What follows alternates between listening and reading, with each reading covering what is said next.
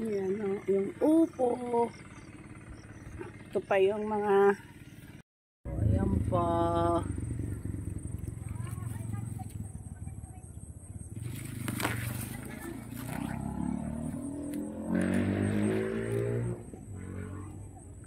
Tapos yan.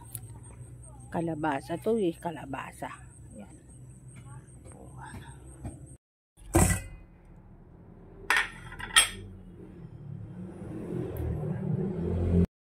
Wow, ang galing. Nakapila pa rin sila, oh. Cute nila. Pagbagsak ko, ayan, oh. Naka-line up pa rin yung mga hipon. Cover natin itong shrimp para malinisan. Drizzle lang tayo ng cooking oil. Natin ang ginger. Yan, saute lang tayo. No, kaya itong lulutuin ni so maraming ginger kasi mas gusto ko yung mas aroma ng ginger dito sa recipe na to. So isasunod ko na rin yung onion.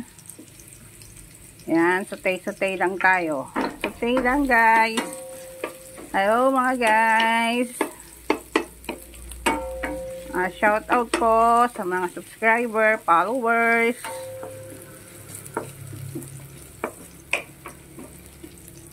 Next na natin yung garlic. Yes, garlic. Sorry guys. Garlic pala. Ayan. So huli kong nilagay yung garlic kasi po mabilis siya masunog.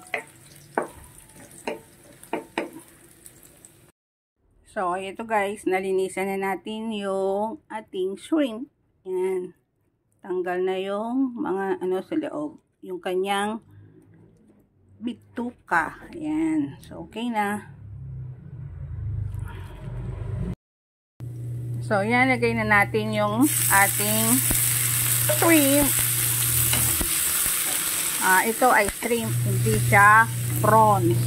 So, dalawang klase kasi. May prawns at may shrimp. Yung prawns yung ilandang yung ano ba tawag doon? Paa. O konti yung paa niya yung bilang. Pag yung shrimp, medyo manipis yung balat and then marami siyang parang balbas at saka paa.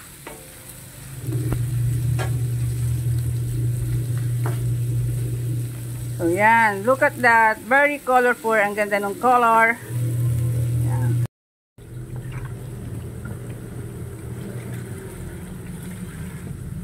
Natin ang chili green at saka yung ating upo. Yan na yung ating upo.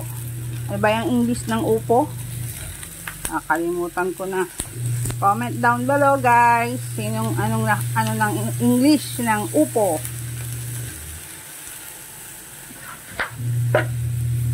So yan.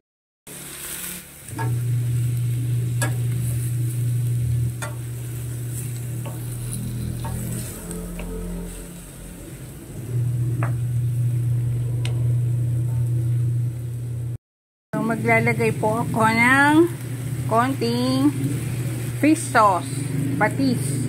Nakalimutan ko kanina. So, okay lang. Pwede namang ihabol. Yung patis kasi nagbibigay ng umami. Tingnan natin ang water. Kompleto ang aking recipe. As usual. Syempre, ang favorite na black pepper. Yan, paminta. So, yan, papakuluin lang guys. And balikan natin after 5 minutes.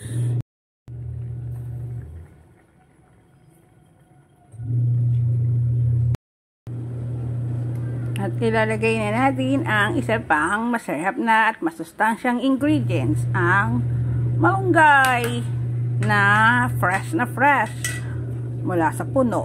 Ayan.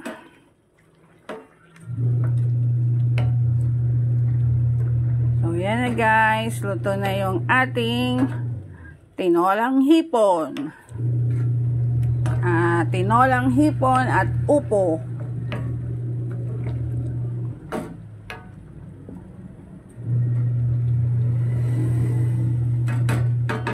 So, luto na yung ating tinolang hipon at upo.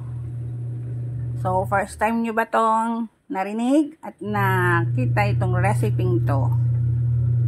So, titikman ko guys. Ang bango, amoy na amoy yung luya.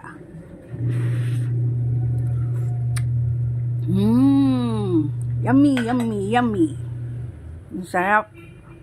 Thank you guys sa panonood. Sana may natutunan kayo sa araw na to kay Ma'am Chicon's Daily Habits. See you guys for more.